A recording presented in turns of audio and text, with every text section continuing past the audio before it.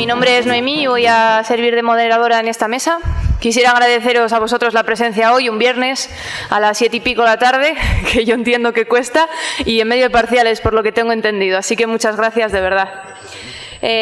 Bueno, estoy rodeada hoy aquí de ponentes, como habéis visto, de primer nivel. Dos de ellos ya los conocéis, así que voy a abstenerme de presentarles por no caer en lo redundante. Seguro que os ha quedado bien claro quién es cada uno y cuáles son sus méritos. Y el que tengo aquí a mi izquierda es Óscar Rara, que seguro que también conocéis porque su canal de YouTube seguro que le ha salvado la vida a más de uno que estaba estudiando teoría económica. Él es profesor en la Universidad Autónoma de Madrid, si no me equivoco, desde hace muchos años, no voy a decir cuántos, que lo he buscado. Y bueno, pues yo vengo aquí a introducir brevemente el tema y luego daré paso a 2 preguntas para los ponentes y a preguntas para el público. Lo que ha quedado claro después de las ponencias de Enrique y de Domingo es que la globalización es un asunto que genera no poca controversia. Mientras tiene gente que está completamente a favor, también tiene detractores muy serios, ¿no? De todos los niveles, desde los que dice que las consecuencias no han sido tan buenas para la gente que podría haber estado mejor sin la globalización, pues aquellos que capitalizan el voto populista, ¿no? Y luego también están aquellos que dicen que es que la globalización tiene un problema y es que ataca los valores de aquellos sitios por los que pasa, que poco más ya acaban siendo relativistas culturales. Mientras los países que se han beneficiado de la globalización presentan un apoyo al capitalismo muy alto, como dijo Enrique, tenemos ese contraste con que en Europa en general y en Occidente se ofrece cada vez un rechazo mayor a lo que la globalización supone, o a una definición muy vaga de globalización, porque luego nadie se preocupa de definir lo que es el fenómeno. Es un fenómeno muy complejo que tiene, sí, por supuestísimo, una visión económica, pero también tiene una visión social y una visión política, radicalmente política, en el sentido de administración de las cosas que nos atañen a todos, y cultural, como bien se ha hablado con Domingo. Me ha gustado una cosa mucho que ha mencionado Domingo y que quería yo mencionar en la introducción, y es frente a la defensa radical del tradicionalismo, cómo afecta una idea que es específica de Occidente, que es la igualdad de todos los individuos. Vino Amelia Valcarce hace poco a la Universidad de León y ella decía, hablando de los problemas que hay con el Islam político, que lo que la gente no parece entender es que Occidente es la única sociedad que ha sido capaz de inculcar en su sistema de valores la igualdad de todos los individuos. Y eso, ineludiblemente, a quien más ha beneficiado ha sido a un grupo de individuos o una serie de individuos con unas características concretas, que son las mujeres, que parece que no se han visto beneficiadas de esto. Como decía, uno de los problemas que presenta para los detractores de la globalización, el fenómeno de la globalización, es la homogeneización de valores. Pero, sin embargo, esto para las mujeres es muy positivo. Y el hecho de que además se hayan generalizado las tecnologías de la comunicación, que es uno quizá de los factores que más define la globalización en los últimos 20 años, ha contribuido a esa emancipación de muchas mujeres y a ese salir de su sistema de valores conocido hasta entonces culturalmente hablando, un poco a imitación del de Occidente. Así que, partiendo una lanza frente a aquellos tradicionalismos, creo que ha sido sumamente positivo y, como yo, lo piensan otros también. Sin embargo, las bonanzas de la globalización no son tantas, porque la mujer sigue siendo uno de los individuos que son más sensibles a la transmisión intergeneracional de la pobreza, por ejemplo, o a los cambios de los grandes desastres naturales, porque suelen ser las que se encargan de las cuestiones agrícolas, ¿no? Entonces, bueno, sin ya entretenerme más, quería preguntar a los ponentes cuáles son, evidentemente, de acuerdo con el título de esta mesa, las amenazas que creen que presenta la globalización aún todavía y las oportunidades, si es que alguna le quedan, que tiene un fenómeno tan sumamente complejo. Además, me gustaría que no se centrara exclusivamente en la parte económica, que sí que es cierto que los indicadores económicos están muy bien, pero son solamente una parte de la realidad total. Así que, Óscar, ya que has llegado al último, si quieres empezamos por ti. Hola, buenas tardes a todos. En fin, puedo empezar la conferencia y no dejaros hablar durante hora y media, porque la cuestión es bastante peliaguda. Vamos a ver, el proceso de mundialización o de globalización es un proceso realmente muy interesante porque no es realmente algo que se haya producido de forma totalmente espontánea. Entonces, esto es una de las primeras cosas que hay que ser consciente de ello. Es decir, es cierto que lo podemos entender el proceso de mundialización y el de globalización como dos realidades que son distintas, pero funcionan de forma paralela. El de mundialización vendría a consistir en el proceso de extensión en términos culturales de lo que irradia una determinada matriz cultural muy potente, que es la norteamericana, y que se va extendiendo por el mundo en forma de adquisición de formas de vida o de formas de comportamiento. Es decir, yo cuando explico esto a mis alumnos utilizo un concepto que a ellos entiendo que les es fácil de entender, y es que el concepto de lo que es la buena vida se va extendiendo irradiado desde los Estados Unidos de América hacia el resto del mundo, hasta tal punto de cuando tú te vas a Singapur o te vas a Moscú o te vas a Guatemala, estás viendo comportamientos en términos culturales similares, por ejemplo, en la gente joven. En el comportamiento entre la gente joven, lo que ellos desean como vida, lo que ellos entienden que es la buena vida, tiende a uniformarse. A pesar de que existen, obviamente, muchas diferencias por la propia experiencia cultural y por dónde están incardinados ellos culturalmente, pero esto es así. Y por otra parte tenemos la globalización, que es un proceso económico, ¿no? El proceso de vamos a extender los procesos de producción capitalista al resto del mundo. Y en esto uno podría decir, bueno, pues se ve como el capitalismo se abre paso de forma espontánea a través de la realidad social y se va instalando en países tradicionalmente socialistas, pero esto no es del todo cierto. Es cierto en muchos países, quiero decir, en la India es claramente cierto. Cuando se abandonan las políticas socialistas de Nehru y compañía es porque claramente se está viendo que hay una alternativa mejor a principios de los años 90. Pero en el caso, por ejemplo, de China o de Camboya, ¿no? Por poner ejemplos de países que vienen de un pasado comunista y que siguen siendo gobernados, yo no sé si decir de forma comunista o de forma imperial, porque quizá esto habría que hacer algún tipo de puntualización, pero la incorporación, por ejemplo, de China a ese proceso de producción capitalista a mí nunca me ha parecido que sea espontáneo. Es decir, cuando en 1995 China dice yo quiero entrar en la Organización Mundial del Comercio, que se fundaba en el 95 porque decaía el GATT, el Acuerdo General de Comercios y Tarifas y Aranceles, la ronda Uruguay, a mí me parece que ahí se ponía de manifiesto un proceso que había sido hablado seguramente y discutido entre bambalinas durante mucho tiempo.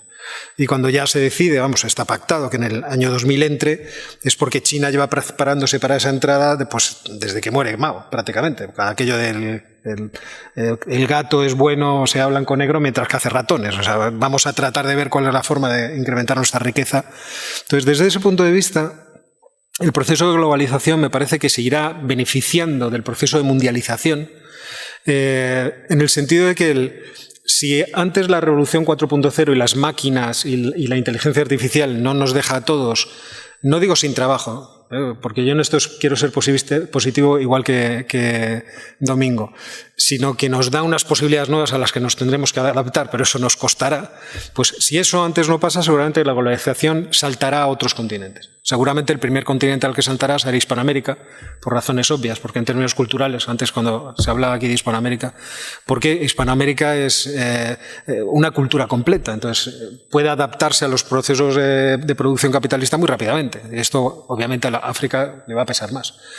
Entonces, efectivamente yo creo que el proceso de globalización nos va a ir beneficiando, por ejemplo en el sentido que tú decías, de ponernos a todos cada vez más cerca gracias también a las tecnologías de la comunicación, pero tendrá ciertos peligros en la uniformidad cultural que está transmitiendo, que esa pérdida quizá de riqueza cultural es algo que notaremos. Eso también tendrá como beneficio quizá una extensión mayor de la idea de igualdad, veremos, porque a mí me parece que en muchos países se hace compatible. Es cierto que parece que cuando hay libre mercado la libertad política tendría que venir de suyo y la gente quiere libertad, pero también es cierto que el tiempo entre que la libertad económica se impone y la libertad política llega puede ser muy prolongado. Entonces podemos encontrarnos matrices culturales que son resistentes al cambio, por así decirlo, dentro de entornos económicos más liberalizados o más de libre mercado o más capitalistas. Entonces, bueno, creo que como una introducción para que los demás me ataquen o no, o me den la razón, está bien. Muchas gracias, Óscar. Enrique, bueno, evidentemente tu ponencia anterior pues iba muy encaminada a una parte de esta pregunta, pero sí me gustaría que hicieras hincapié en las amenazas que tú percibes en todos esos ámbitos. Sí, bueno, solo un pequeño detalle a la cuestión que has planteado al principio, ¿no? A día de hoy, el país que más mujeres tiene en Cámara Parlamentaria es Ruanda, ¿no? Y eso es un buen síntoma de que las cosas poco a poco van avanzando. Pero bueno, volviendo a los retos, que es algo que es muy importante, o los riesgos de la globalización. Fundamentalmente yo veo un riesgo muy claro, que es la amenaza política, el riesgo político. Es decir, la globalización es exigente. La globalización nos obliga a ser competitivos porque nos expone a unos contra otros. Es decir, si una empresa puede moverse fácilmente y una empresa puede trasladar fácilmente la producción de un lugar a otro y una empresa va a conseguir ventajas competitivas por estar ubicada en un determinado lugar, es evidente que eso nos obliga al resto a ser competitivos y si no nos quedaremos fuera de juego. Entonces, ¿qué ocurre? Claro, si estos procesos, por ejemplo, yo hablo desde una perspectiva europea, ¿no? Yo me pasa un poco como a Domingo, soy muy crítico con la Unión Europea, lo que pasa que también me daría un poco de vértigo la salida, pero soy muy crítico con la Unión Europea. ¿Por qué? Porque creo que nos ha acomodado. En un primer momento la Unión Europea fue un escenario fantástico de integración económica, y no solo de integración económica, no quiero decir integración política porque me estaría refiriendo a una integración institucional, sino de una integración cultural, social, es decir, de una movilidad de personas que podían ir y venir, conocerse, compartir elementos, ¿no? Culturales, festivos, tradicionales. Es decir, la Unión Europea en sus orígenes fue un proyecto extraordinario, pero nos hemos acomodado, hemos construido un marco institucional muy pesado, muy denso, con muchísimas trabas, que hace que nos cueste mucho adaptarnos a la velocidad de cambio que hay en el mundo. Claro, si decimos que la globalización es exigente, por un lado, y por otro decimos que hemos cargado demasiado peso y que nos cuesta adaptarnos a la velocidad, ahí hay un caldo de cultivo fantástico para que aparezca el riesgo político. ¿Cuál es el riesgo político? El que determinadas figuras públicas traten de capitalizar esos descontentos procedentes de los costes de transición lentos y traten de aplicar políticas como se aplicaron en el pasado. Antes hablaba de Argentina. Exactamente eso es un riesgo. El riesgo de que digamos, bueno, la solución es mirar hacia adentro, ¿no? La solución es más proteccionismo, la solución es levantar barreras frente al que está fuera porque creemos que va a una velocidad diferente. Eso nos va a perjudicar y eso puede frenar gravemente la globalización económica. Desde el año 2008 eso es lo que ha pasado en el mundo. Desde el año 2008 se han levantado más de 8.000 regulaciones por todas las partes del mundo proteccionistas, de corte proteccionistas, y se han vuelto a poner sobre la mesa muchísimas iniciativas proteccionistas, ¿no? Por parte de políticos que han querido capitalizar esos descontentos. Claro, yo antes en una pregunta que me hacían sobre Europa decía, vamos a ver, es que a lo mejor el problema no está en la globalización, lo tenemos nosotros, que a lo mejor no es que algunos corran mucho, a lo mejor es que nosotros corremos muy despacio, porque llevamos mucho peso encima, ¿no? La globalización es exigente y tenemos que ser conscientes de ella.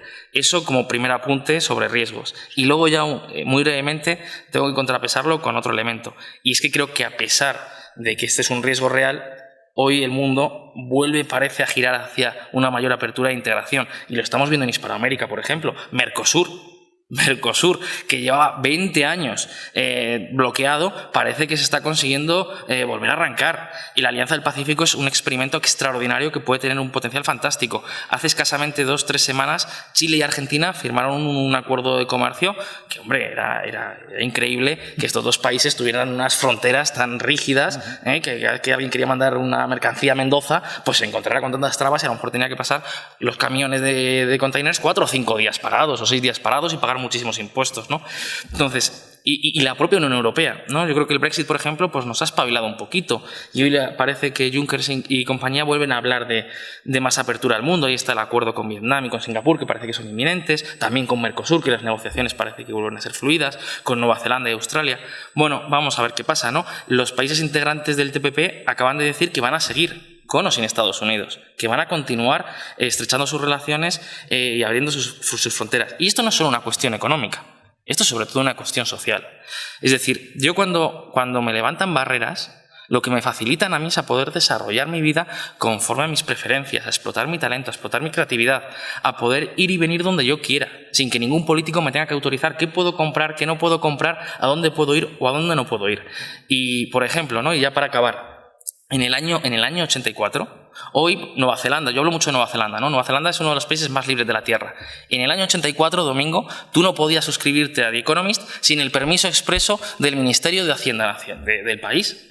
Eso no sé hasta qué punto tiene que ver con la economía y también con el desarrollo cultural y social. Yo creo que un mundo más integrado favorece la extensión de esos valores positivos. Muchas gracias, Enrique. Bueno, Domingo, ahora ya tienes la oportunidad de ser positivo. Sí, bueno, pues iba a empezar por lo de las amenazas, que no sé si es muy positivo. A mí, sí, esto sí me gustaría, porque yo sí que veo una amenaza política, pero una amenaza política más que, tú lo planteabas, una cuestión conceptual, de los valores, de cómo la gente puede sentirse atemorizada por la globalización. Yo creo que ahora mismo el principal riesgo que yo le veo es la amenaza, que es coyuntural, pero que me da la sensación de que va a durar mucho, de las determinadas figuras políticas que están intentando deshacer lo que se ha hecho en el último medio siglo. Es decir, yo ponía pues ante las fotos de Putin, yo tengo miedo de lo que pueda pasar en China, porque en China en un momento, yo creo que no estamos muy lejos del momento en el que la población va a pedir algo más de demandas políticas a cambio de crecimiento económico. En qué momento el gobierno chino, en concreto, no tiene pinta de que si en un momento dado tiene que decir, pues cierro el grifo económico para cerrar también las demandas políticas, lo va a hacer. Va a endurecer el discurso. Erdogan, en Europa, las fotos a mí me aterran. O sea, esto yo lo veo muy poco en los análisis de geopolíticos, pero a mí una Europa con un gobierno con Corbyn, Mélenchon o Le Pen, porque me da igual, pues serían los dos nefastos, con un gobierno populista en Italia diciendo que se quieren salir de la UE, con España pasándolo mal, porque si esos países empiezan a cerrarse, España porque al final se lo exportamos todo a ellos. Me da mucho miedo ese escenario, que es un escenario que es cierto que no tiene por qué ocurrir, porque no tiene por qué ganar ninguno de estos, porque puede que los chinos decidan que les va muy bien abriendo, sí que tienen que seguir, pero que está ahí muy presente. Y bueno, la figura de Putin en Rusia, que la sensación es que ahora mismo le quedan 20 años de reinado o de zarismo o de lo que sea, muy bien, y es una figura que yo creo que va a ser muy influyente para mal en todos estos temas de globalización, de apertura, porque va a generar mucha distorsión política, va a generar mucho ruido y va a tratar de que... O sea, el péndulo hace 30 años era los países que todavía no son democracias occidentales más o menos abiertas, la sensación es que poco a poco lo van a ir siendo. Ahora la sensación que da es que esos países ni de broma se van a mover de donde están, que es más bien cierto autoritarismo, y que si acaso lo que van a hacer es atraer a las democracias, algunas democracias occidentales a su terreno, y eso a mí me da miedo. La esperanza que yo decía en la presentación un poco, me dices, para ser optimista, el cambio tecnológico, yo sí que soy bastante optimista. Yo soy más optimista que el economista medio, por así decirlo, sobre las posibilidades del cambio tecnológico. Yo creo que eso, cuando se desarrolle por completo y está cerca, va a ser muy difícil que esas políticas casi del siglo XIX de control de la población se mantengan, por así decirlo. Pues muchas gracias. ¿Alguien quiere contestar a Enrique? Muy brevemente, completamente de acuerdo con los riesgos. Sí que haría me plantearía un matiz, ¿no? Yo por ejemplo, con respecto al régimen chino, al régimen de Xi Jinping, yo en este caso creo que es un poquito diferente, ¿no? Es decir, yo ahí me veo... vamos a ver, es evidente que es un régimen muy represor, es muy censor. Xi Jinping es el líder chino más represor probablemente de las últimas 2 décadas, perfectamente. Es muy poderoso, como comentabas antes, controla prácticamente todo. De hecho, va a romper con la ley de los 2 mandatos y parece también que se va a quedar mucho tiempo. Es algo que parece que ha quedado muy claro después del 19 Congreso del Partido Comunista Chino.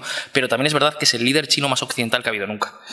Es decir, la hija de Xi Jinping estudió en Harvard, su hermana vive en Canadá y él estuvo viviendo, ha viajado muchísimas veces a Estados Unidos y se ha declarado un firme partidario de la integración comercial y el libre comercio, ¿no? Es verdad que China hace algunas trampas, pero por ejemplo también China ha pedido activamente, lo pidió el año pasado, ser reconocida como una economía de mercado dentro de la Organización Mundial del Comercio, y la Unión Europea y Estados Unidos lo han vetado de facto. ¿no? Claro, el no ser reconocida como una economía de mercado es lo que nos permite, o mejor dicho, lo que permite a los burócratas europeos, por ejemplo, fijar medidas especiales como restricciones antidumping o aranceles particulares a los productos chinos. Eso ralentiza la integración económica y comercial, ¿no? Y luego, por otro lado, claro, es verdad que China es un gigante, pero hasta ahora, a lo mejor me equivoco, ¿no? Pero hasta ahora China ha demostrado bastante responsabilidad. En sus relaciones ha sido mucho más capitalista que muchos países occidentales. Y es verdad que eso no nos tiene que tranquilizar. Sigue siendo un país muy grande, con mucho poder, muy autoritario. Eso es verdad, es un riesgo. Pero creo que ahí hay que relativizarlo y parece, vamos a ver cómo empieza el segundo mandato de Xi Jinping, porque también se hablaba mucho de que este podía ser el mandato de avanzar en determinadas reformas, ¿no? Tiene un problema de deuda pública, las compañías chinas estatales tienen un problema importante de deuda pública, el dinero chino está fluyendo al exterior, entre otras cosas porque los propios chinos, que han ahorrado ingentes cantidades de dinero, quieren invertirlo por el mundo por una cuestión de seguridad jurídica, como haríamos todos, por diversificación. Vamos a ver cómo enfrenta estos retos, ¿no? Vamos a ver cómo los enfrenta. A mí me parece muy interesante lo que acabas de comentar. La verdad es que China es un país que ahora mismo nos va a ofrecer muchos puntos de discordia, no solamente de acuerdo. Es cierto que ahora mismo es una economía de 350 millones de personas que viven en el primer mundo, es decir, que tiene un nivel de desarrollo muy parecido al nuestro. También es cierto que la forma de desarrollarse de forma geográfica es un tanto desigual, porque en China no se puede vivir en todas partes, es decir, la parte oeste de China está por la plataforma de los Himalayas, en esa zona no se puede vivir, a excepción del valle de Sichuan, donde está Chongqing. Afortunadamente tienen que el Yangtze llega hasta allí, 2.500 kilómetros de río navegable, permite poner todas las mercancías que se producen en el interior del país en el mar de forma fácil. Es cierto que esa población tiene muchísimos hijos estudiando entre nosotros. Yo tengo muchísimos alumnos chinos. Por ejemplo, ahora mismo tengo en clase una alumna Xixi que es de Shenzhen, una ciudad que tiene 9 millones de habitantes, ciudad que forma parte de una conurbación realmente impresionante, que es la del estuario del río Perla, con 120 millones de habitantes. Entonces esa gente ya empieza a pedir estado de bienestar, protección, y quizá dentro de poco veremos lo que dice Domingo de peticiones quizá de mayor apertura política, y eso veremos qué es lo que produce. Pero en cualquier caso China se va a ir desarrollando como potencia no solamente económica, sino también geopolítica. Y eso ya lo estamos viendo. El llamado collar de perlas chino, todos los emplazamientos que está situando a lo largo de todo el Índico, desde el puertecito de Pakistán al túnel, al canal que quieren hacer en la península malaya para evitar el estrecho de Malaca. Todas esas cosas, obviamente. Bueno, incluso los que juguéis Battlefield 4, pues en las Islas Paracelso, pues ahí también ellos están poniendo su instalación militar para tratar de controlar el mar de la China y controlar también a los japoneses. Todo eso producirá problemas hacia futuro que veremos de qué tipo son. Por una parte, yo estimo que sí, que su comportamiento va a ser responsable y capitalista, y que lo que tratará es de gobernar esos mercados, esos mares, para que haya libre tránsito de mercancías y no haya ningún tipo de problema. Pero eso quitará influencia a Europa y a los Estados Unidos, sobre todo a los Estados Unidos, obviamente.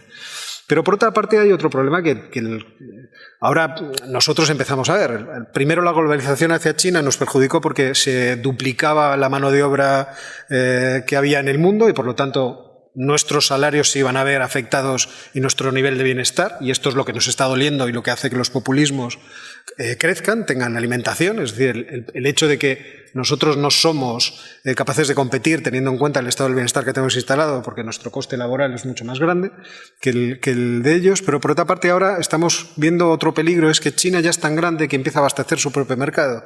Entonces se está reduciendo su presencia en el comercio internacional, se está reduciendo el volumen de exportaciones e importaciones, es decir, la presencia que tiene el comercio internacional China se está reduciendo. El sector servicios en China en los últimos 15 años ha aumentado más del doble. Cada año se añade a la clase media china más de 2% de la población china. Pero China sigue teniendo el problema que tiene 700 millones de gente en el campo. Entonces, no deja de ser un equilibrio difícil de mantener también. Desde ese punto de vista, vamos a ver cómo evoluciona, cómo va hacia el futuro. O sea, no es una foto de la que podemos decir la predicción es fácil o es inmediata. Tiene muchas aristas distintas que ver, pero desde luego va a ser una de las grandes fuerzas hacia el futuro que va a sustituirnos a nosotros, también en términos culturales. Y eso habrá que ver qué implica. Es decir, que el confucianismo acabe con las matrices judío-cristianas e ilustradas europeas, ¿eso qué implicará también hacia el futuro? Bueno, pues una cosa de la que también se puede hablar. Domingo, ¿quieres completar lo que ha dicho Óscar?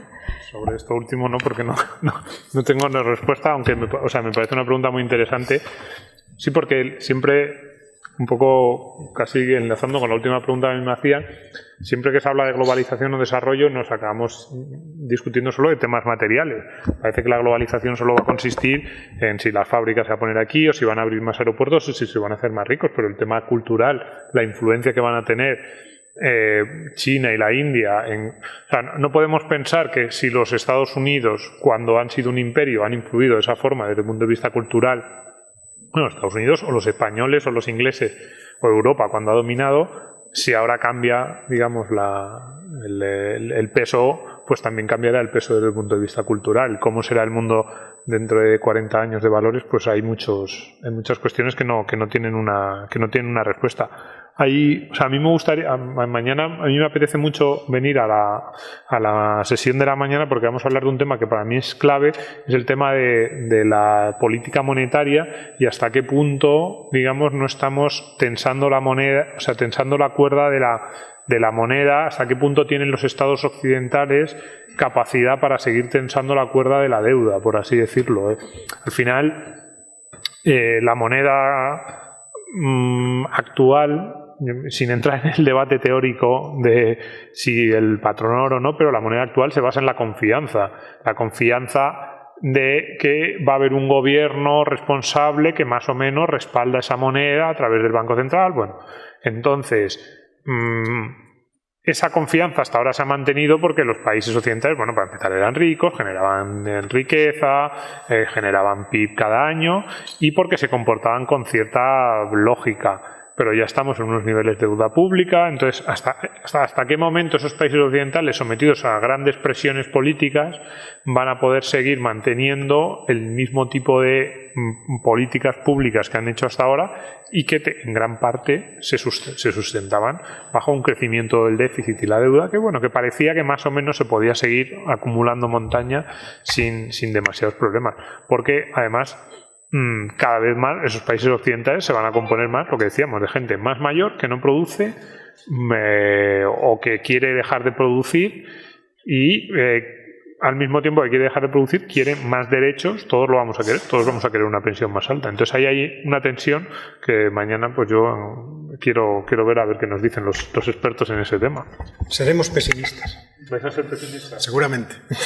Muchas gracias, Domingo. Mira, antes de abrir el turno de preguntas, me gustaría tratar una cuestión que muchas veces dentro de la gente que se mueve más quizá entre la socialdemocracia y el mundo liberal, sobre todo en la parte liberal, parece que no trata o que evita tratar y que tiene que ver con la globalización, quizá incluso más que con la mundialización estrictamente, y es el tema de la sostenibilidad medioambiental, que es un tema que en realidad está generando una serie de problemas a nivel de responsabilidades que son incuestionables. Cuando hay unos vertidos en un río que atraviesa 3, 4, 5 países y acaba contaminando la orilla de todos esos países, al final hay que establecer un sistema de responsabilidades en condiciones, ¿no?, respecto de esa actividad.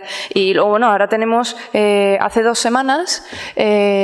No, miento. Entre el 25 y el 27 de octubre, si no me equivoco, fue la tercera reunión del Grupo de Trabajo de las Naciones Unidas sobre el instrumento normativo obligatorio estricto que quieren desarrollar para controlar la actividad de las empresas transnacionales en los países. Eso quiere decir que todas las medidas de responsabilidad social hasta el día de hoy son voluntarias, o la mayor parte de los acuerdos son voluntarios, más allá de la legislación de la Organización Internacional del Trabajo. Pero el problema es que este instrumento normativo que nace del seno de las Naciones Unidas, aunque ha habido otros frustrados antes, va a provocar que existan una serie de responsabilidades jurídicas estrictas derivables de las empresas, y uno de esos capítulos que más se está tratando es el de la sostenibilidad ambiental. Y me gustaría que comentarais brevemente ¿Cómo creéis que se puede gestionar todo este asunto? Porque luego, paralelamente, la iniciativa privada está ofreciendo sus propias soluciones que parece que están funcionando muy bien, abaratando productos tecnológicos, la producción de productos tecnológicos, etcétera. Óscar, ¿quieres tú también? Sí, yo voy al ataque. Tengo aquí una presentación sobre el tema, lo que pasa es que no la podemos poner ahora porque no sería... Pero es una cosa que me gusta de vez en cuando explicar. Yo creo que debemos... Vamos a ver... Entiendo que el discurso pesimista a veces es, en cierto modo, agradable de contar porque a la gente le gusta flagelarse. Y yo trato de evitarlo, pero en este tema en concreto y en otros temas en concreto es que no soy especialmente optimista. Es decir, si uno se va a las estadísticas de consumo de energía per cápita. En el mundo, nosotros tenemos una posición de consumo de energía per cápita que está intermedia entre los países en desarrollo y los Estados Unidos. Estados Unidos porque es muy ineficiente y los países en desarrollo porque como son mucha gente y hay mucha gente pobre, entonces el consumo per cápita, lógicamente, es menor. Entonces, lógicamente, nosotros que somos los eficientes y los que tratamos de hacerlo bien, somos el paradigma y a medida que estos países emergentes vayan incorporándose a los modos de vida nuestros, su consumo de energía per cápita pues se igualará. Lo malo que tiene el consumo de energía es que el consumo de energía eléctrica, cuando nosotros generamos energía limpia eléctrica, no podemos acumularla de forma eficiente. Entonces necesitamos utilizarla en el proceso en que se genera. Es decir, cuando los molinos de viento se ponen a generar electricidad, tenemos que consumir esa electricidad porque no tenemos forma de almacenarla de forma eficiente. Y eso hace que siempre nos giremos a tipos de energía que ya están almacenados, que son los tipos de energía fósil. El gas, el petróleo y el carbón. Una de nuestras maldiciones es que el porcentaje que representa la energía limpia respecto del consumo de las energías fósiles es mínimo. Mínimo quiere decir mínimo, o sea, es una birria. No sé cuál es el porcentaje, pero si es el 5% yo me sorprendería. Y por otra parte, los países que están en vías de desarrollo, lo voy a decir de una forma muy gráfica, porque es como me gusta decírselo a mis alumnos, los países en vías del desarrollo lo que hacen es consumir la energía que tienen bajo del trasero, o sea, lo que tienen debajo del culo es lo que usan, y entonces suelen utilizar carbón, porque el carbón es lo que hay en Asia Pacífico. Entonces, a mí no me parece que hacia futuro esto del cambio climático, si realmente existe y es producido por los gases de efecto invernadero, vaya a tener solución. Limpiar un río me parece que es un problema relativamente sencillo. Utilizar técnicas de producción que sean más eficientes me parece relativamente sencillo. Que eso se extienda porque va a ser más competitivo me parece sencillo. Que vayamos a poder utilizar algún tipo de energía que sea limpia me parece muy, muy complicado. Y teniendo en cuenta que cada vez incorporamos a más y más gente, porque esta es la virtud que tiene el proceso de globalización al primer mundo, me parece que es un proceso imparable y nosotros, lamentablemente, España está muy mal situada ahora mismo en la historia en muchas dimensiones distintas. Pero es que además está muy mal situada geográficamente, porque estamos ahí, en el borde entre el desierto y la parte que llueve. Entonces, yo no soy... En este punto, la verdad es que he de reconocer que yo miro a Europa y me entran ganas de llorar cuando vas tocando diversos palos distintos. Siento ser tan pesimista en este caso, pero... Domingo, ¿qué opinas? Yo en esto soy más optimista. Yo sí que creo que lo que no tengo es una respuesta, pero sí un optimismo irracional, quizás, pero bueno, basado en lo que ha ocurrido en el pasado. Es decir, cada vez que el hombre ha necesitado, por así decirlo, generar nuevas formas de energía o nuevas formas de crecer, las ha encontrado. Yo creo que aquí también lo vamos a ser capaces. No sé si a través de esto de es que soy muy poco técnico, ¿no? Fisión o fusión nuclear, creo que están las dos opciones. Hay una de ellas que es como la panacea, que nos daría la posibilidad de energía ilimitada y renovable. Si a través los costes de la energía renovable empiezan a bajar tanto que empieza a mostrarse competitiva en algunas cosas. Entonces, yo sí que creo que sí, sobre todo en Occidente, que al final es quien va a desarrollar estas energías, pues va a ser Occidente, porque los países en desarrollo bastante tienen con ir creciendo y con ir igualándose a nosotros, quienes este tipo de tecnología que es muy puntada se va a hacer en Occidente. Si en Occidente se permite, que investiguemos de verdad, por así decirlo, si los gobiernos no nos atan demasiado, yo sí que creo que las fuerzas de la imaginación humana van a ser capaces de generarlo. También es cierto que es un problema desde un punto de vista político muy importante, porque, bueno, ayer o anteayer, ¿no? Aquí en León, además lo sabréis, anunció Iberdrola que iba a cerrar 2 plantas de carbón y lo primero que hizo el gobierno fue decirle a Iberdrola, no, hombre, no, cierre, espérate, vamos a llegar a un acuerdo. A ver, yo comprendo a la gente que trabaja en la fábrica o en la comarca, dirán, hombre, es que si cierra la planta de energía de carbón, esto es un desastre. Pero Iberdrola decía que la cerraba por una cuestión de ineficiencia y también porque no cumple con ninguno de los requisitos medioambientales probablemente, y entonces el gobierno lo primero que hace es entrar en pánico y decirle que básicamente me imagino que será pagarle. Entonces, hay 2 fuerzas que tiran cada una de su lado. Una es la fuerza de la innovación humana y otra es la fuerza del gobierno, que le gustan las soluciones más estáticas.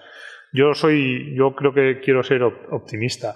Tema de las contaminaciones y eso, las propiedades privadas, de definición de derechos de propiedad, yo creo que vamos avanzando bastante. O sea, yo, por lo menos en Europa y en el mundo occidental, el número de desastres naturales que hay y de ese tipo de problemas, yo creo que se está reduciendo mucho respecto a años pasados, porque se definen más los derechos, quién tiene que pagar, quién no.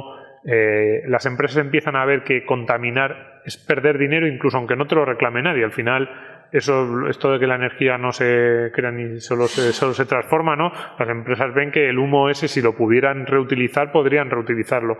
Hay algunos avances interesantes por ahí de reutilización, igual que de almacenaje. Es verdad que lo del almacenaje llevan años diciéndonos que van a inventar un sistema de almacenamiento. Bueno, como veréis, es un optimismo irracional porque no conozco mucho del tema. Es simplemente digo, si en los últimos 200 años lo hemos hecho, lo vamos a seguir haciendo en los próximos. No veo por qué no. Enrique. Pues muy poquito que agregar, porque creo que se han expresado muy bien los riesgos y creo que también se han expresado muy bien la forma de combatir los riesgos. Simplemente un elemento muy clave. Si queremos innovación, tenemos que cortar las alas a quienes impiden la innovación. Es decir, si al final lo que estamos haciendo con una hiperregulación enorme y subordinándolo todo a los planes de I+D, B+I públicos, pues entonces difícilmente conseguiremos esos logros en los que Domingo confía y yo también. Pero bueno, ahí está nuestra responsabilidad. Bueno, pues si queréis abrimos ahora la ronda de preguntas al público. Ya sabéis que podéis responderos entre vosotros. Jorge.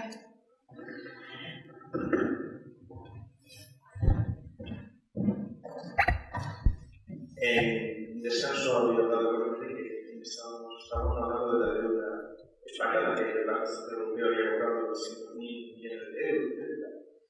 La pregunta es, ¿qué riesgo hay económico, no solamente económico, para un país europeo que se globalice la deuda? Una potencia económica como China compra deuda.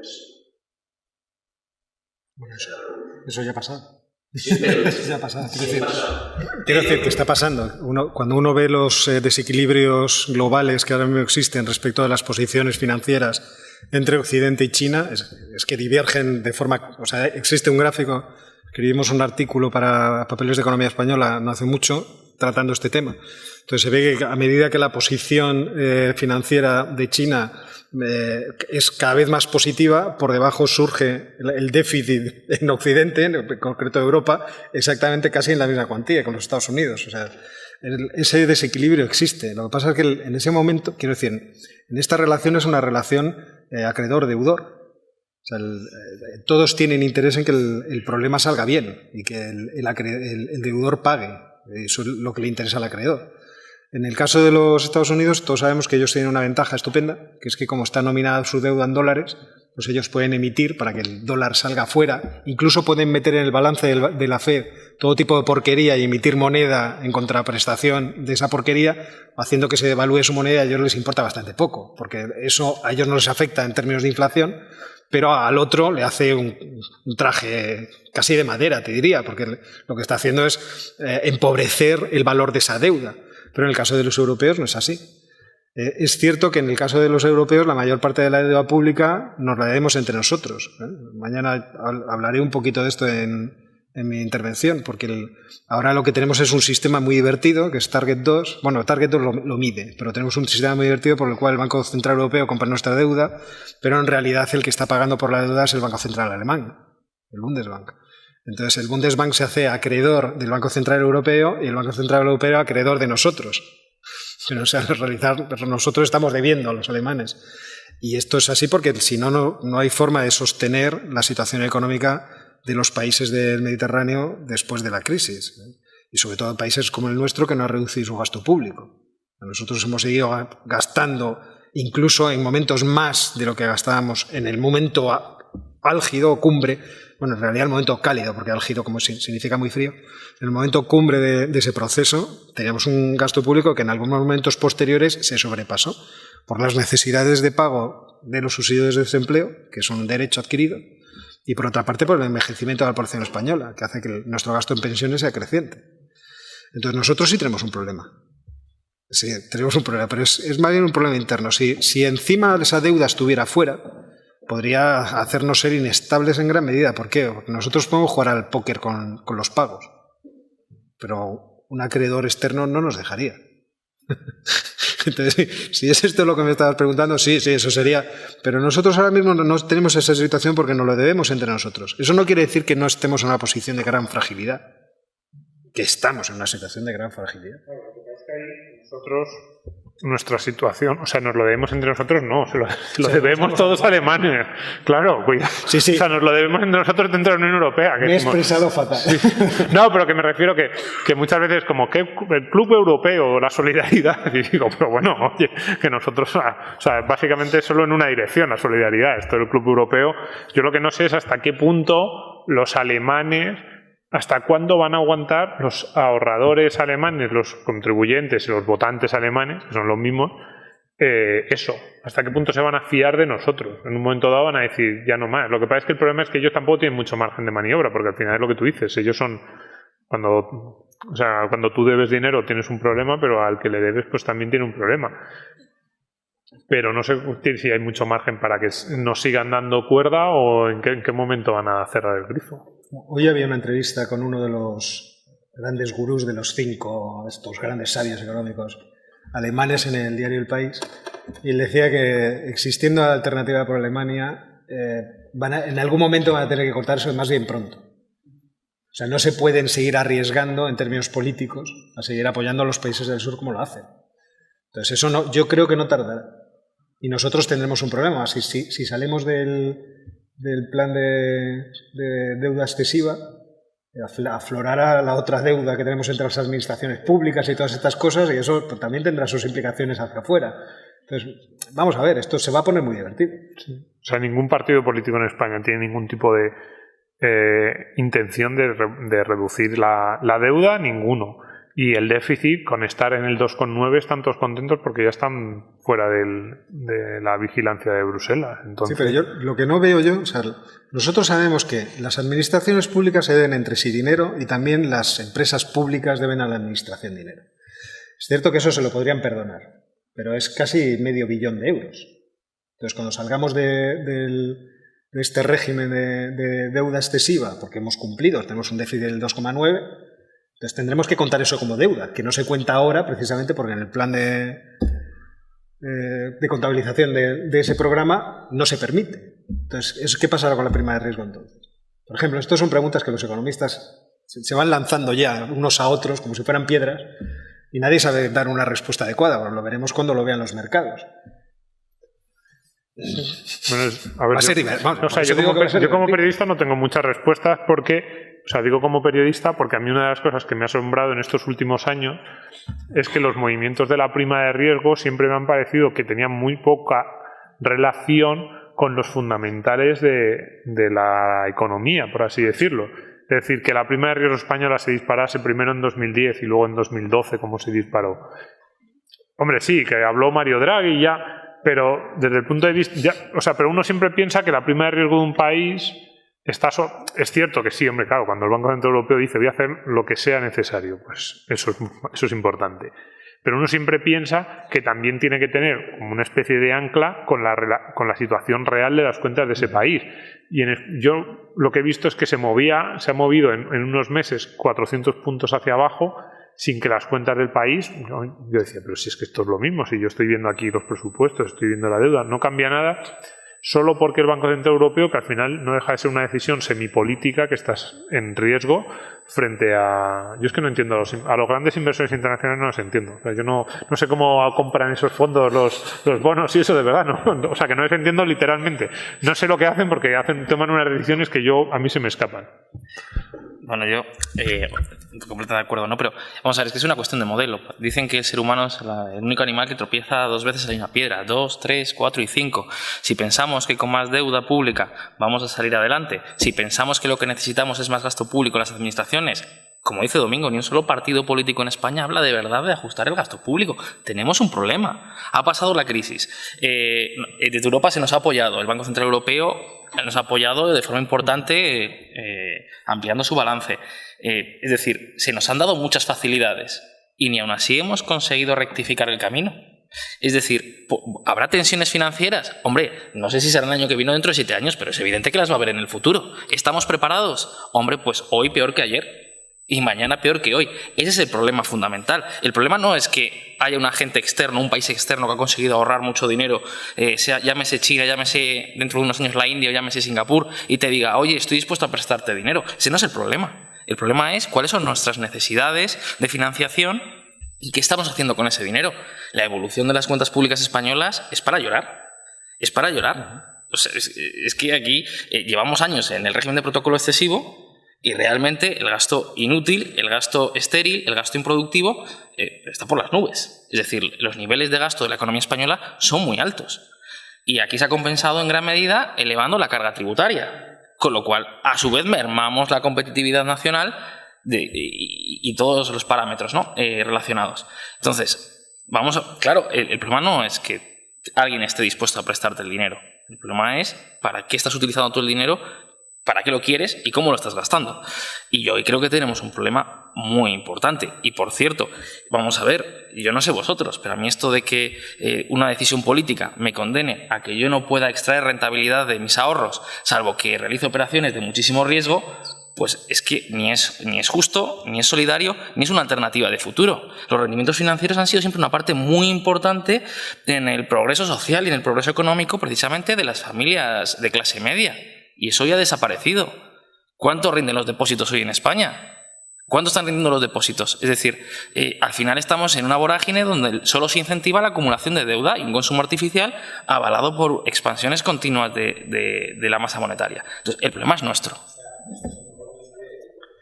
Vamos a ver, yo aquí, esto es una cosa muy técnica y yo te lo decía antes, a mí el tema de que algún gurú político de una forma u otra diga, bueno, pues ahora hay que subir los tipos 2 o 3 puntos, ahora hay que bajar los 2 puntos. Así comenzó el problema de Japón. Cuando el Banco Central Europeo, después de los acuerdos de plaza, mañana hablaremos de ello, baja los tipos de interés, se produce una burbuja enorme en una economía ya sobrecalentada y luego dicen, bueno, pues para arriba. Y volvió a ocurrir otra vez a principios de siglo en Estados Unidos. Es decir, es que no se trata de una decisión política. No es tanto a qué nivel tienen que estar los tipos, sino qué estamos haciendo. Hombre, yo entiendo que ahora mismo, desde luego Óscar sabe muchísimo más que yo de esto, pero una subida de tipos a España ahora mismo no le daría mucha tranquilidad. No, pero vamos a ver. Si tú no vas a cambiar el gasto público, una bajada de tipos, por ejemplo, dijéramos, voy a bajar los tipos, o voy a hacer lo que me da lo que sea con los tipos, y voy a mantener el gasto público, eso va a repercutir en la deuda. De alguna forma. A menos que digas, no, voy a subir los tipos para trasladar todo ese dinero a más gasto público. Entonces la deuda se va a quedar en el 100% todavía. Entonces la fragilidad se mantiene. O alguien toma una decisión en algún momento por definir qué es el estado del bienestar. ¿Y hasta dónde tiene que llegar? ¿O vamos a estar con esto eternamente? O sea, este problema, no eternamente, hasta que nos muramos de deuditis. ¿Vale? Pero este es un problema. Vamos a seguir un orden. Perdón. Y quiero comentar, este es el tema de mañana por la mañana, así que vamos a hacer un poco de las preguntas. Bueno, a lo mejor me lo puedo ahorrar, entonces, venid. Yo tenía una cuestión, volviendo a la primera parte, habéis hablado sobre lo de Putin, China, Europa. Quería hablar de un proyecto que creo que no está hablando mucho, que es la nueva ruta de la seda, que es una línea ferroviaria, que se puede hacer una línea ferroviaria que conectará a China con Madrid, pasando por Rusia, Quería saber cómo podría influir esto en las relaciones internacionales, tanto económicas como políticas, en todo el conglomerado de Rusia, los antiguos países de la Unión Soviética, los países. Este es un viejo plan. Ya había un plan de hacer una carretera entre Pekín, Bakú, Moscú, Moscú-Riga, Riga-Varsovia, Varsovia-Berlín y bajaba hasta casi hasta Madrid. O sea, es un plan antiguo de tratar. Yo creo que además de conectar los mercados de forma terrestre, también por la intención que existe, yo creo, de poblar, a lo mejor aquí me estoy patinando, pero siempre me ha dado esa sensación de poblar centro de Asia. O sea, si uno se fija en dónde está concentrada la población en el mundo, no está en muchos sitios. O sea, es verdad que la mitad de la población, más de la mitad, vive en el sudeste asiático. Es cierto que 500 millones de personas están en la ribera del Ganges, pero luego cuando miras alrededor hay muchos sitios donde obviamente no se puede vivir, en el Sáhara no se puede vivir, en el Amazonas no se puede vivir y en Siberia tampoco, pero todavía quedan algunos sitios, las praderas o las riberas del Zambeze sería un buen sitio para meter, hay mucha gente, y el centro de Asia también. Pero yo creo que un poco va también por esa vía, de tratar de extender o de trasladar poblaciones, de crear nuevos núcleos de población, además de vincular, porque, hombre, vinculados en términos comerciales ya estamos mucho. O sea, no se puede decir que no... Sin Ruta a la Seda tampoco lo notaríamos mucho, me parece a mí. O sea, el asunto es ir uniendo todas esas poblaciones de lo que es ahora mismo el centro de Asia y también el Asia musulmana y tratarlos de incorporar a un progreso. ¿No es eso lo que queremos hacer con Irán, por ejemplo? O sea, que los persas vuelvan otra vez de forma civilizada al redil, ¿no? y vuelvan a estar dentro de la civilización y nos llevemos todos bien. Fíjate cuántos años llevan intentando invadirnos, desde Jerjes y de ahí, en fin, podemos irlo muy lejos. No sé si... Sí, probablemente algo yo a Asia Central no me voy a ir a vivir, las condiciones un poquito extremas, ¿no? Pero no, hablando en serio, es el mayor plan de infraestructura de la historia. Yo creo que tiene muchos elementos, muchas vertientes, ¿no? Hay una vertiente económica, hay una vertiente política clarísimamente. Es decir, por ejemplo, el gobierno, cuando Xi Jinping llegó al poder, dijo, bueno, a esto de el poder chino oculto detrás de la silla se ha terminado, ¿no? Somos una gran potencia, tenemos que manifestar nuestra influencia, ¿no? Ahí está el nuevo banco asiático, ¿no? de inversiones. Ahí está la Ruta de la Seda. La Ruta de la Seda está comprometiendo decenas de miles de millones de dólares por todo el mundo, ¿no? Por ejemplo, Pakistán. Pakistán es un caso extraordinario de geopolítica y de economía. Por un lado, busca precisamente esa integración del interior de China, tratando de buscar unos elementos de desarrollo, ¿no? Conectándolo con una salida al mar natural que permita explotar los recursos naturales, que permita realizar un tránsito de mercancías importante, pero también es un elemento geoestratégico muy destacado. Hasta ahora Islamabad era un aliado cercano, relativamente controlado por Washington. Eso se ha terminado, porque China directamente ha comprado la relación, con 60.000 millones en el puerto Badar, con todo el tema este. Es decir, y de hecho lo hemos visto, Donald Trump anunció hace muy poquito tiempo su nueva estrategia para Afganistán, ¿no? Y hubo gente que dijo, ¿qué tiene que ver Afganistán con la Ruta de la Seda? Y a mucha gente le llamó la atención que fue muy duro con Pakistán.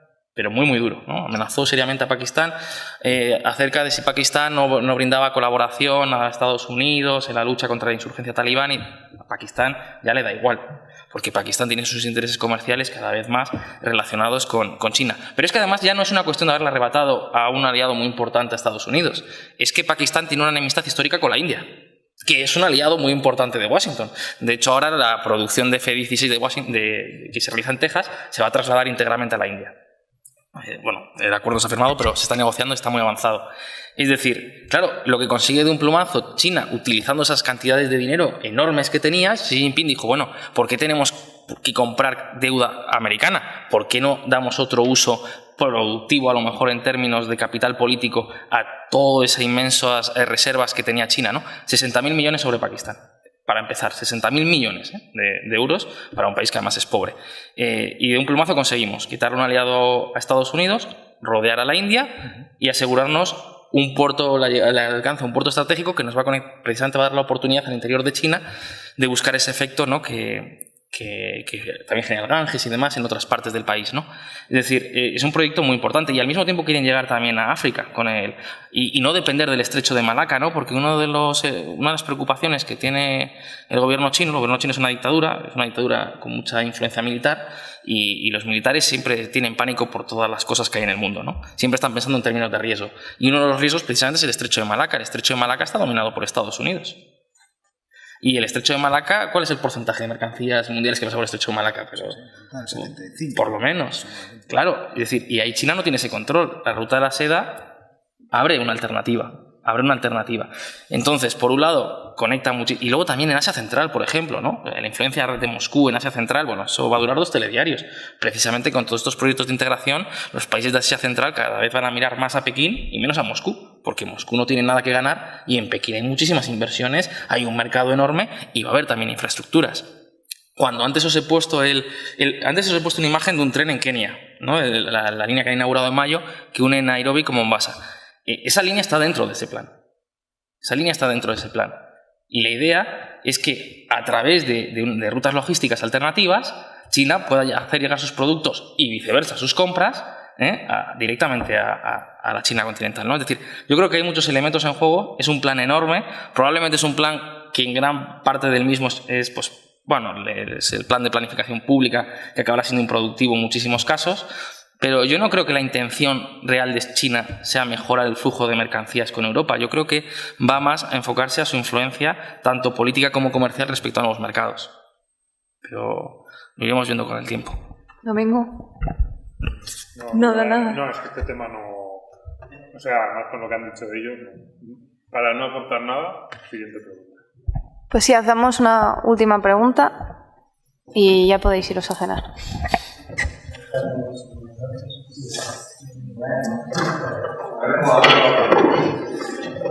Antes, un partido y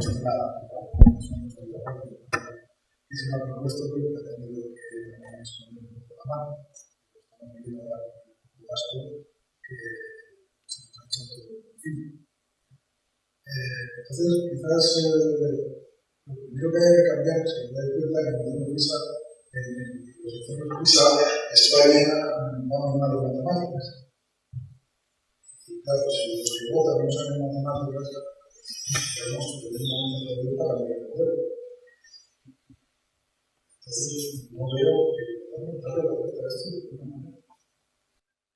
Vamos a ver, pues ese es el problema más importante. Antes cuando se estaba hablando de que tenemos que ser más competitivos, porque además no nos queda más remedio que ser más competitivos. Que la gente parece no entender que lo que está ocurriendo en el sudeste asiático ha cambiado las reglas de juego para siempre. Y nosotros hemos perdido y estamos perdiendo algo que es esencial, que Enrique estaba insistiendo antes en ello. Nosotros nos hemos dedicado profesionalmente desde hace 2500 años a crear pensamiento complejo. A esto nos hemos dedicado, ha sido nuestro trabajo, pensar el mundo de forma compleja, transformarlo a través del pensamiento complejo. Y eso lo estamos perdiendo. Lamentablemente lo estamos perdiendo. Y lo estamos perdiendo por muchas razones diversas. También antes he hablado aquí de valores, y de que hay muchas matrices de valores distintas en España enfrentadas entre sí, que es una de nuestras maldiciones, obviamente. También uno de nuestros, supongo, de nuestras riquezas. Pero algo que se percibe por ahí en el ambiente es que la gente no le da valor ni prestigio al conocimiento.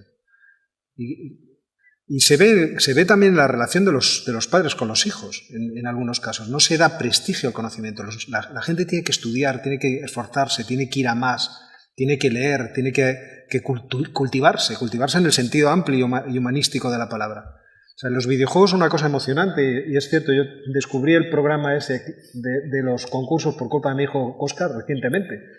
Una competición y él estaba emocionado de Overwatch y estaban ahí pegándose tiros y había un tío retransmitiéndolo. Pero también me quedé un poco pasmado. Pero como desde hace tiempo insisto en jugar a Battlefield 4 para ganar a mis hijos y todos los días dedico una hora de esfuerzo para ser cada vez mejor en ello, pues casi lo entiendo. Pero se ve como esa inclinación del ocio, por ejemplo, hacia este tipo de actividades que no producen un cambio orgánico en la persona, sino que producen una gratificación que no mejora en realidad. En algunos juegos, no voy a decir, estoy hablando de los shooters, entendéis, ¿no? Porque tampoco no vamos a... Ahora saldrá alguien diciendo, no, hay mucha cultura metida en muchos juegos. Sí, no vamos a discutir esto. Pero es cierto que o empezamos a cambiar en términos culturales, es decir, a influir en términos culturales para que la gente joven, sobre todo, se vaya adhiriendo a esta labor de adquirir conocimiento complejo, o nos van a barrer. Porque además es que lo tenemos mal, demográficamente lo tenemos fatal. Y luego van a ocurrir cosas culturalmente aquí en Europa que van a ser interesantes. Es decir, integramos a la cultura europea a los inmigrantes musulmanes, o el problema de Dios volverá a la esfera de la política desde un punto de vista que no nos imaginamos, porque la Ilustración se enfrentó al problema de Dios desde la cultura cristiana. Eran cristianos que se enfrentaban al problema del cristianismo en la política. Pero no va a ocurrir así en el futuro. Cuando las poblaciones musulmanas sean amplias, siguen siendo muy íntegramente musulmanas, nos plantearán problemas respecto de nuestros valores que no nos imaginamos. Y ya veremos cómo se soluciona eso. O sea, no estoy queriendo decir con esto que todos los musulmanes son yihadistas. Hoy ha habido un atentado terrible en Egipto con más de 200 muertos en una mezquita. No me estoy refiriendo a eso. O sea, podemos encontrar formas de comunicación con el mundo musulmán muy productivas. Pero todas esas cosas nos van a venir, porque están ahí. Demográficamente, por ejemplo, el problema está ahí. Entonces, o hacemos que nuestros chicos, que todos vosotros subáis al estadio de arriba, y hoy he escuchado intervenciones aquí de vosotros que la verdad me han alegrado mucho, y siempre me alegra escuchar a gente que le ha dado un oso cortés. O sea, de verdad, no te he dado un beso porque quedaría fuera de lugar. Pero me parece realmente magnífico, y esto es algo a lo que tenemos que empujar dentro de un ambiente, ¿cómo decirlo?, de un hábitat que sea favorable a ello. ¿Cómo hacerlo? No sé, ahí está. También los políticos tenéis mucho que decir, porque tenéis una gran influencia. Yo quería decir una cosa sobre esto, porque, a ver, es cierto lo de los conocimientos en matemáticas, yo diría más en economía, la gente pero también es si nos queremos enterar, porque hay muchas cosas que no son tan complicadas. Yo no sé si... a mí una de las cosas que más me preocupa es que me da la sensación de que hay mucha gente dentro de nuestra sociedad que no quiere enterarse, que hace un poco avestruz. Mira, un ejemplo de dos noticias que han salido en los últimos 2 días. Ayer, creo que fue ayer, El Mundo publicaba que, ayer o hoy, es que ya no sé, pero lo veo en internet, que el gobierno va a crear un nuevo impuesto temporal, decían, para pagar las pensiones. Y, o sea, eran 2 medidas. Uno, crear un impuesto temporal, que bien, y vosotros lo vais a seguir pagando, pero ya va a ser temporal, pero cuando os jubiléis todavía no va a acabar el tiempo de cuando lo habéis pagado. Y además decía la misma que iban a sacar, que ya estaba prácticamente acordado en el Pacto de Toledo, sacar las pensiones de viudedad y de orfandad y pagarla vía presupuestos generales del Estado. Y al mismo tiempo, esto otro creo que lo he visto en Voz Populi, que el titular algo así como el PP de acuerdo en crear un índice nuevo que sustituya al índice de revalorización de las pensiones que se creó en la reforma de 2013. Entonces, el índice de revalorización de la reforma de 2013 era un índice que básicamente lo que decía es una cuestión puramente técnica, matemática. O sea, es decir, mira, en función de los ingresos en el ciclo, pues vamos a ver cuánto se pueden subir o no, y ponemos el mínimo del 0,25 que lo sacó la ministra, a pesar de que los expertos le dijeron no lo pongas porque va a ser un mínimo que va a ser constantemente 0,25, porque en realidad lo que deberían es bajarse, pero la ministra dijo no podemos. Pues ya ni siquiera ese 0,25, aunque en realidad es saltarse el cálculo puro del índice, vale. Pero a mí las dos noticias, lo que me llaman la atención, más allá de la discusión sobre las pensiones, que son dos noticias que lo que buscan... A ver, ¿cómo explicarlo? Son dos noticias de engañarse al solitario la propia sociedad, porque incumplir el índice de revalorización, vale, dice, bueno, este año, venga, entonces las pensiones en vez de subir el 0,25 suben el 0,75, pero eso lo sigues pagando tú, sigues generando un déficit en la seguridad social y sigues generándote un problema. Y ya lo de crear un impuesto temporal que se va a eternizar, o sacar la partida de viudedad y de orfandad del sistema de la seguridad social, entonces dices, o sea, lo que tú consigues al sacar la partida de viudedad y de orfandad es que lo tienes que pagar vía impuestos. Entonces lo único que cambia es que al final de cada año, yo ahora que al final de cada año os hago una noticia que dice, la seguridad social tuvo el año pasado un déficit del 1,6% del PIB, son 17.000 millones de euros. Y el Estado tuvo un déficit del 1%, 1 más 1,6, 2,6 más las comunidades autónomas, lo que sea. Entonces, si tú sacas viudedad y orfandad y lo pagas con el Estado, en vez de tener dos noticias de déficit de la seguridad social y déficit del Estado, vas a tener solo una, que va a decir, el déficit del Estado es el 2,6. Ya estamos tranquilos, porque la seguridad social tiene Pero es una política de avestruz, pero esto no es muy difícil de entenderlo, pero simplemente la gente que quiere. No, es que yo quiero que me digan que la seguridad social tiene las cuentas cuadradas, que no hay problemas con las pensiones, que el índice de revalorización que no va a ser el 0,25, ¿qué nos creemos? Como decía antes Óscar, que no nos va a atropellar el tren de la teuditis, decías antes. Pues que nos va a atropellar, pero yo no creo que sea una cuestión tanto técnica o de...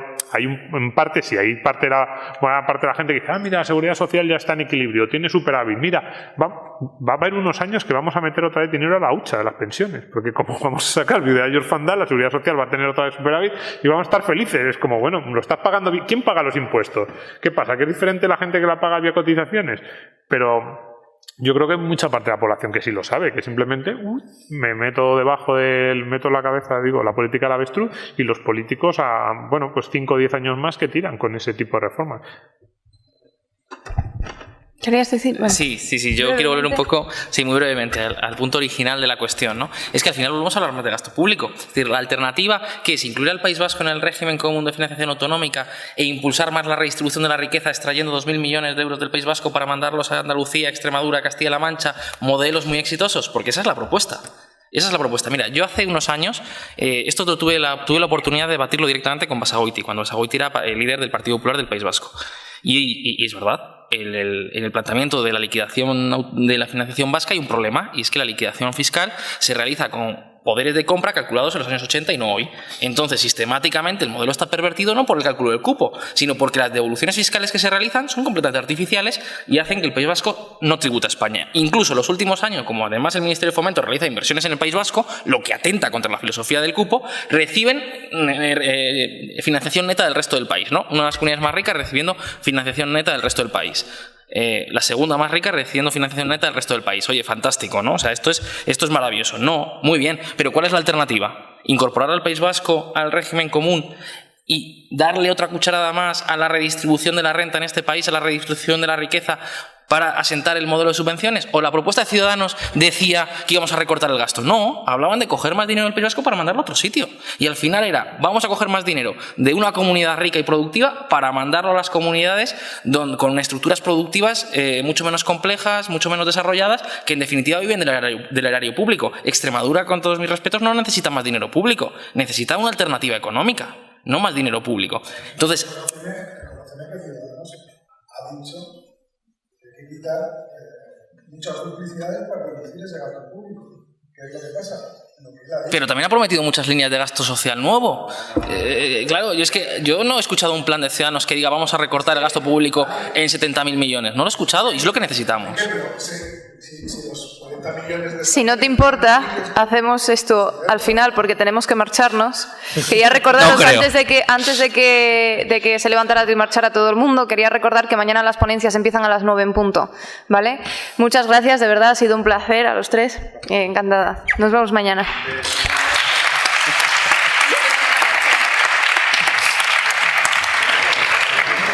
Si no van a echar, nos vamos.